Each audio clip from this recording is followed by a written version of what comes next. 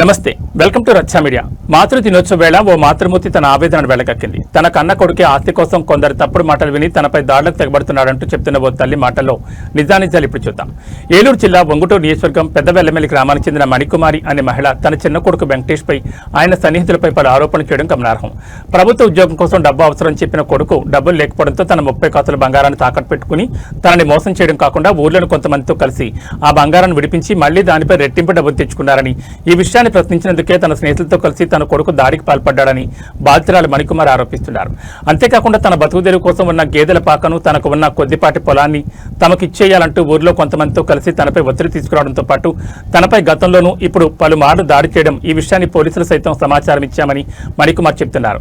మే నెల 9వ తేదీ 2026 సంవత్సరం సాయంత్రం 5 గంటల సమయంలో తాను గేదెల పాకకు వెళుతుండగా తనపై బండి శివరాం అనే వ్యక్తి దాడి చేసి తీవ్రంగా గాయపరచగా స్పృహ కోల్పోయిన తాను స్పృహలోకి వచ్చి కుమారుడికి ఫోన్ చేయాలని ఫోన్ చేతిలోకి తీసుకోగా తన సెల్ ఫోన్ బలవంతంగా లాక్కుని వినాయకుడి గుడి సమీపంలోని చెరువులోకి శివరాం విసిరిస్తారని బాధితురాలు చెబుతోంది. దీనిపై సంబంధిత పోలీసు అధికారులకు ఫోన్ ద్వారా సమాచారం అందించామని, ఘటనా స్థలానికి వచ్చిన పోలీసులకు అక్కడ ఉన్న కొంతమంది జరిగిన సంఘటన సాక్ష్యంగా వివరించారని మణికుమార్ చెబుతోంది. ఇక ఇదే విషయంపై బాధితురాలు మణికుమార్తో మా ప్రతినిధి శివప్రసాద్ ఫేస్ టు ఫేస్. నమస్తే, వెల్కమ్ టు రచ్చా మీడియా. నేను మీ శివప్రసాద్. ఏలూరు జిల్లా ఒంగుటూరు నియోజకవర్గం పెదవిల్లి గ్రామానికి చెందిన మణికుమారి అయితే మన రచ్చా మీడియాని సంప్రదించడం జరిగింది. ఏదైతే తన చిన్న కొడుకు ఎవరైతే ఉన్నారో ఊళ్ళో కొంతమంది పెద్దలతో కలిసి తన తాకట్టు పెట్టిన బంగారం దాదాపుగా 30 కాసుల బంగారాన్ని తనకు తెలియకుండా విడిపించడంతో పాటు తన ఇంటి వేలానికి సైతం వెళ్ళి బ్యాంకుల్లో అప్పు చేసి ఉద్యోగం కోసం అని అప్పు చేసి తనను మోసం చేశారని, ఇదే విషయం గ్రామంలో తన కొడుకు సన్నిహితంగా ఉంటున్న వారిని అడిగితే తనపై దౌర్జన్యం చేయడమే కాకుండా దాడి చేశారని, తన సెల్ ఫోన్ను ఊరి చెరువులో వినాయకుడి గుడి దగ్గర ఉన్న సమీపంలోని చెరువులో పడవేశారని కూడా ఆరోపిస్తూ ఉన్నారు. అయితే అసలు ఈ విషయంలో నిజానిజాలు ఎంత, అసలు ఇప్పటికే పోలీసులు ఫిర్యాదు చేసినా ఎందుకు చర్యలు తీసుకోవడం లేదు అనే విషయం ఆవిడని అడిగి తెలుసుకునే ప్రయత్నం చేద్దాం. చెప్పండి అమ్మా, అసలు ఏం జరిగింది, మీకు ఫస్ట్ నుంచి ఏం జరుగుతుంది, మీ అబ్బాయికి మీకు మధ్య వచ్చిన గొడవలు ఏంటి?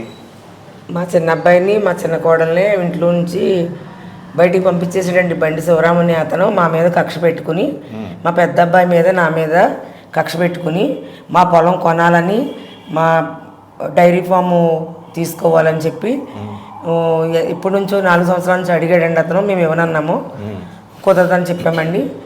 అయితే అప్పటి నుంచి కక్ష పెట్టుకునండి మా చిన్న అబ్బాయిని లాక్కుని అతనితోటి ఫ్రెండ్షిప్గా ఉండి అతని భార్యని ఇంట్లోంచి వెళ్ళగొట్టేశాడండి. మా గుమ్మాలో నుంచుని అతని భార్యని మా గేటు దాటిచ్చి పోలీసులకి అబద్ధం సాక్ష్యం చెప్పాడండి. బండి సోమరాజు అనే అతను, బండి శివరాము ఇద్దరు కూడా పోలీసులకి అబద్ధం సాక్ష్యం చెప్పించి మా అబ్బాయి మీద నా మీద కేసు కట్టించారు సార్. ఏమని కేసు కట్టారమ్మా? లైంగికంగా ఏడిపించారని చెప్పి కేసు కట్టించారు. ఎవరు లైంగికంగా? ఎవరిని? మీ కోడల్ని? ఎవరు? మీ అబ్బాయి? మా పెద్ద అబ్బాయి వేధించాడని చెప్పి అబద్ధం కేసు కట్టించారు. ఉందండి.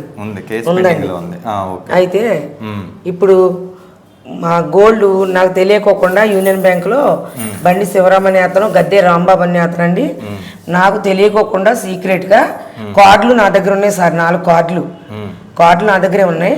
ఆధారాలన్నీ మీ దగ్గర పక్కాగా ఉన్నాయమ్మా? ఉన్నాయి సార్. ఎవరు తాకట్టు పెట్టారు? అది నా బంగారం మా చిన్న అబ్బాయి పెట్టుకున్నాడండి. దేనికోసమని? ఏమని అడిగాడు మిమ్మల్ని? ఎందుకని? మూడో రోజున వచ్చి మీ అబ్బాయి రానన్నాడు, ఖాళీ లేదని చెప్పారండి. నాకు మోసం చేశారు. వాడు వచ్చి గోల్డ్ ఇడిపించేసుకుని బండి శివరాంకి అప్పచెప్పాడంటండి. సరే, ఈ కాన్సెప్ట్ అంతా మీ బంగారం తాకట్టు పెట్టారు, వాళ్ళు విడిపించుకున్నారు, మళ్ళీ తాకట్టు పెట్టారు. నిన్న జరిగిన గొడవ ఏంటి? నిన్న ఏం జరిగింది? అదే సార్, ఇప్పుడు మీ పెద్ద అబ్బాయి నిన్న సోషల్ మీడియాలో మా తల్లిని కొట్టారు, మా తల్లి ఫోన్ పడేశారు, చెరువులో పడేశారు, మాకు ఊళ్ళో మాకు న్యాయం జరగట్లేదు. ఇప్పుడు ఊరన్న తర్వాత అంత అన్యాయం జరుగుతున్నప్పుడు ఎవరో ఒకరు అడ్డం వస్తారు కదమ్మా. అవును సార్. ఇది గోల్డ్ అతను పెట్టేసుకుని ఏం చేశారో మాకు చెప్పలేదు సార్. గద్దె రాంబాబు అని అతను, బండి శివరాము, మా చిన్న అబ్బాయి వెంకటేష్ బంగారం ఏం చేశారనేది నేను చెప్పనన్నాడండి. ఎంత డబ్బు తెచ్చారో నేను చెప్పనన్నాడు. కాగితాలు నేను ఇవ్వనన్నాడు. ఇవన్నీ నేను అరే అన్నాను. అంటే పట్టుకెళ్ళి 5 లక్షలు ఖర్చు పెట్టుకుని వాళ్ళకి ఇచ్చేసాడండి. మోసం చేశారని చెప్పాడండి. తర్వాత ఏమో 3 లక్షల రూపాయలు వాడు మ్యారేజ్కే ఖర్చు పెట్టాడండి. మ్యారేజ్కి తర్వాత మ్యారేజ్ అయిన తర్వాత వాళ్ళ భార్యకి వాడికి వైజాగ్లో కృష్ణ ఐవీఎఫ్లో ట్రీట్మెంట్ చేయించాను సార్. నిఖిత హాస్పిటల్లో కూడా చూపించాను ఇద్దరిని కూడా. పిల్లల కోసం వాళ్ళకే వాడాను సార్. 8 లక్షల రూపాయలు వాళ్ళకే వాడాను. అసలు ఈ ఖర్చు అంతా అయిన తర్వాత, మామూలుగా మనం మాట్లాడుకుంటే ఈ ఖర్చు అంతా అయిన తర్వాత మీ కొడుకు బంగారం విడిపించాడు అన్న విషయం మీకు ఎప్పుడు తెలిసిందమ్మా? మార్చి 9వ తారీఖుని అమౌంట్ కడుతున్నారు. నేను చాలాసార్లు అడిగాను సార్, బంగారం విడిపించుకుంటాను నేను, కొని నువ్వు కొడుకువే కదా, వాడుకుంటే వాడుకున్నావు నువ్వు డబ్బులు, నేను బంగారం కొని ఎక్కడ దుక్కుని బయటకు అమ్మేసుకుంటాను, నాకు హెల్త్ బాగుంటలేదు, పొలం చూస్తే మీకు అన్నయ్యకే నీకు రాసేసాను, పొలము మీ ఇద్దరికి రాసేసాను కాబట్టి నాకేమీ సెంటు భూమి లేదు కదా, ఇవాళ బంగారం నాది కదా, బయటకు అమ్మేసుకుంటాను, నేను వైద్యం చేయించుకుంటాను, నాకు అవసరం అని చెప్పి నేను కలెక్టర్ ఆఫీస్ చుట్టూ తిరిగాను సార్. ఎస్పీ గారి దగ్గరికి వెళ్ళాను, సీఏ గారి దగ్గరికి వెళ్ళాను సార్, ప్రజావాణిలో పెట్టాను. ఎప్పుడు కూడా నాకు సహకరించి నాకు బ్యాంకుకి వచ్చి సంతకం పెట్టనన్నాడు సార్. పెట్టనని ఇప్పుడేమో బండి శివరాం అనే అతనికే, బండి శివరాము నా పేరుని పెట్టరా బంగారం, నా పేరుని పెట్టి అన్నాడంటండి. మీ అమ్మని మీ అన్నయ్యని బతకనివ్వకూడదురా, ఆ పొలం కూడా మనకే రావాలి, పొలం నేను కొనేసుకుంటాను, నీ పొలం నీకు ఉంటుంది, మీ అన్నయ్య పొలం నేను కొనేస్తాను, ఇటు నుంచి అటు సింతల చెరువులోంచి నాకు దారి ఉంటుంది, దూడమాక మధ్య నేను ఆడుకుంటాను, నాకు గేదెలు ఎక్కువ ఉన్నాయి అని చెప్పి అన్నాడంటండి. ఇది ఒకప్పుడు మా చిన్న అబ్బాయి నాకు చెప్పాడండి. అది అలా కుదరదమ్మా, అన్నయ్యకి నీకు భూమి ఉండాలి, ఎవరికి ఇవ్వద్దు మీరని చెప్పానండి నేను. ఆయన ఇప్పుడు ఈ పొలం ఎవరిదండి, మీదా లేదా మీ ఆయన గారిదా? నాదేనండి, మా నాన్నగారు నాకు ఇచ్చారండి 3 ఎకరాలు. స్త్రీధనం కింద ఇచ్చారు, కట్నం. అవునండి, అదే కూతురికి స్త్రీధనం కింద ఇచ్చిన పొలం ఇది 3 ఎకరాలు. అవునండి, 3 ఎకరాలు మీరు మీ కొడుకులకి రాశారా, పార్టేషన్ చేశారా, వీలునామా రాశారా, ఏం జరిగిందండి? పార్టేషన్ చేశాను సార్. పార్టేషన్ చేశారు అంటే 3 ఎకరాల్లో ఒక అరెకరం అమ్మేసి అప్పులు తీర్చాను సార్. ఓకే. దేని నిమిత్తం అప్పులమ్మా? అంటే కుటుంబ అవసరాలా, లేదంటే మీ చిన్న అబ్బాయి అప్పులా, లేకపోతే అంటే సొసైటీ బ్యాంకులో కొంచెం అప్పు ఉందని అండి.